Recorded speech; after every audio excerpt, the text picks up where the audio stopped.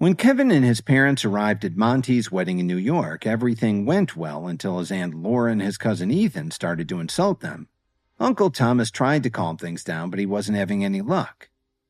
"You know, Dad, I think you're the one who drank too much. I can't believe you're actually siding with them," Ethan said with a sneer. "Uncle Al and Aunt Susan, what possessed you to come here?" Actually, ever since they were kids, Ethan had never liked Kevin all that much. Even though he was older, it seemed that Kevin was always better than him, no matter what they were doing. The family had decided to expel Kevin as punishment after his failure in a large investment. But later on, when Kevin's luck turned around and he became super wealthy, Uncle Thomas went and tracked him down to ask him to take over as CEO of Williams Media, as long as he saved the family from bankruptcy. Ethan was jealous because he'd been running the company up until they needed the bailout from Kevin. How could he ever get over a humiliation like that? "Ethan, let's not argue on Monty's wedding day. It won't go well for you," Kevin said coldly.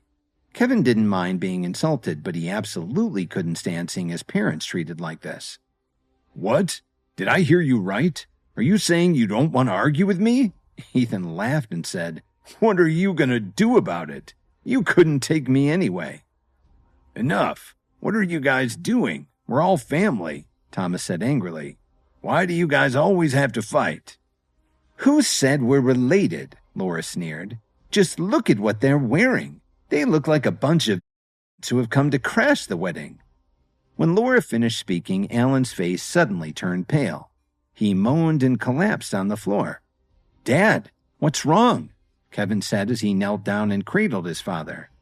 "Alan, you're scaring me," Susan said in a panic. Kevin immediately took out his phone and dialed 911. Then he looked up and glared at Ethan and Laura. He knew very well that his father had collapsed from holding in the anger that was boiling up inside him while he was listening to Laura and Ethan's insults. "Ethan, if something happens to my father, I'll hold you personally responsible," Kevin said bitterly. He could feel the adrenaline building up inside him. Ethan turned his head and looked away. Then Kevin suddenly looked at his Uncle Thomas and said, "It seems I made a bad choice lending money to the Williams family. I think I may just pull out my $8 billion and head back to Chicago." Everyone who heard this was stunned. They knew that Kevin had been shut out years ago, so where did he find $8 billion? Laura put her hands on her hips and snapped at Kevin. "You seem to be confused. Why do you think we'd lend you any money?" "I think you've had a little too much to drink already. I'm not asking for a loan. I gave you the loan. I lent $8 billion to the family to bail them out of the mess they'd gotten into. Just ask Uncle Thomas. He wrote up the contract," Kevin said firmly. Thomas was appalled, and it showed on his face. He quickly walked over to Laura and pulled her away by the elbow.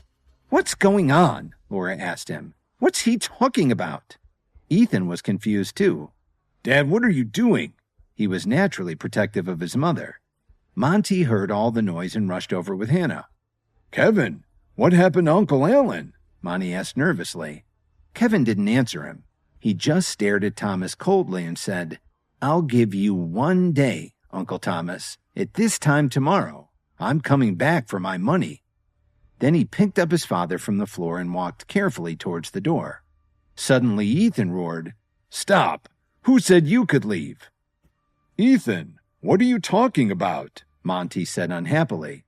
"Monty, this is none of your business. Stay out of it," Ethan said with a ferocious expression on his face. "If you weren't getting married today, I wouldn't have even wasted my time talking to you." It made Monty sad to hear this, but he took a step back.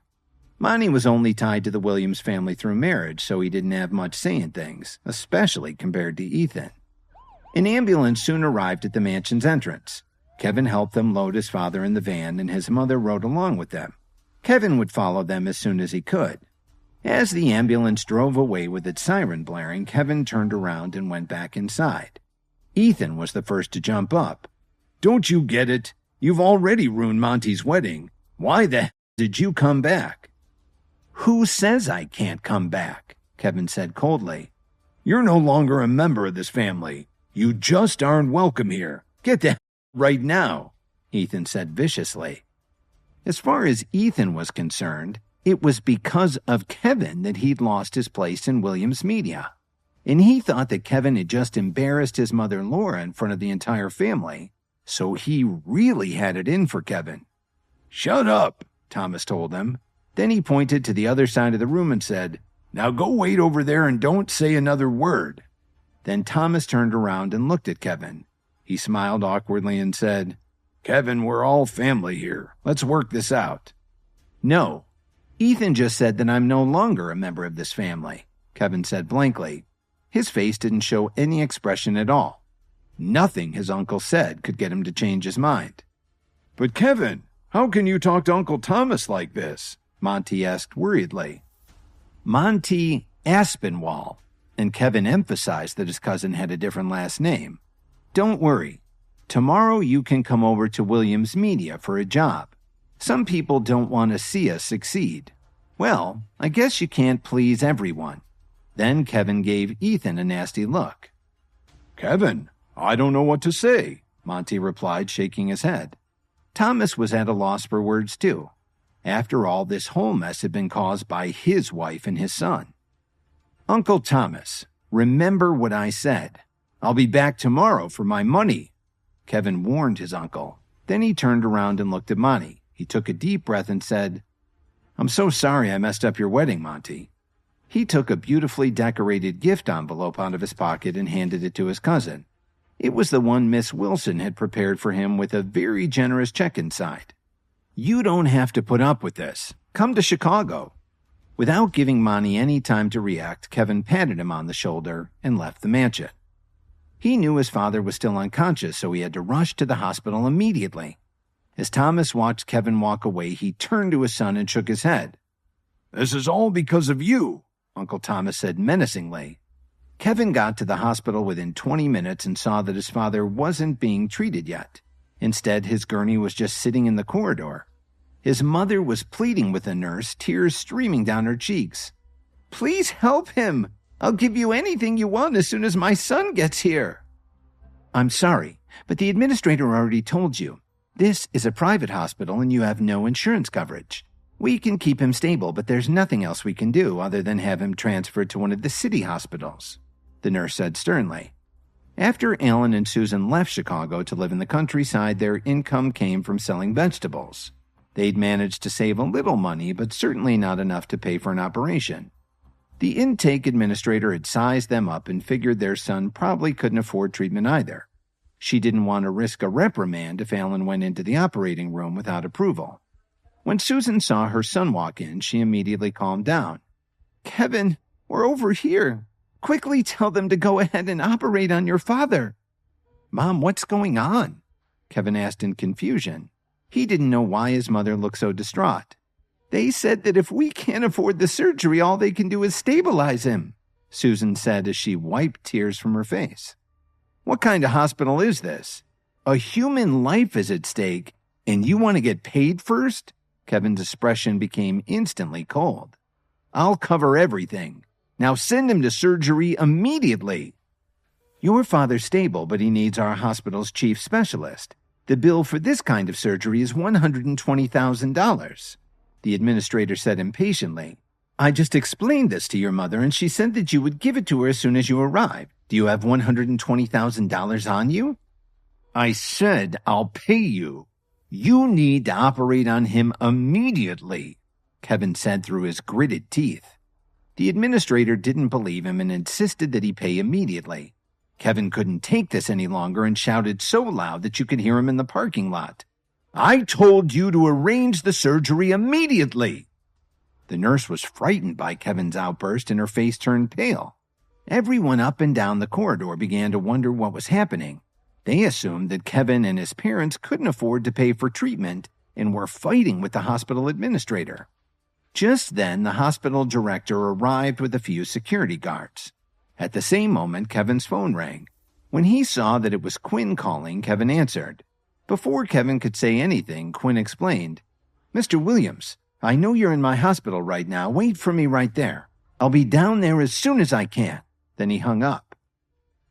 "What's going on here?" the director asked in a very serious tone. Director, thank you for coming so quickly. These two people can't afford to pay the medical fees and are insisting on treatment. We've already stabilized the patient, and there's nothing else we can do. Their son was just yelling at me, and if you hadn't brought security, I'm sure he would have hit me. She exaggerated to make herself look good. Hearing this, the director slowly walked over to Kevin and said, "Young man, I can understand your feelings, but the hospital has its rules and regulations. As long as you can arrange payment, we will immediately prepare your father for surgery." "Pay first? What kind of hospital is this?" Kevin said loudly. "Those are the rules. All we are required to do is stabilize a patient. If our administrator believes the payment will not be possible, we are not required to do anything more. If you continue to cause trouble, I'll ask security to have you removed from the property," the hospital director threatened. All this for just $120,000? I'll give it to you now, Kevin grumbled as he slapped his bank card on the counter. The director took one look at Kevin's black card and stared at him in shock. Then he said, "I'm sorry, but we don't accept fake cards." Kevin was so frustrated. His father lay there dying, and he couldn't get anyone to help him. Hi, Kevin here. If you're wondering what happens next, then stay tuned on the Pocket FM Universe channel for more episodes.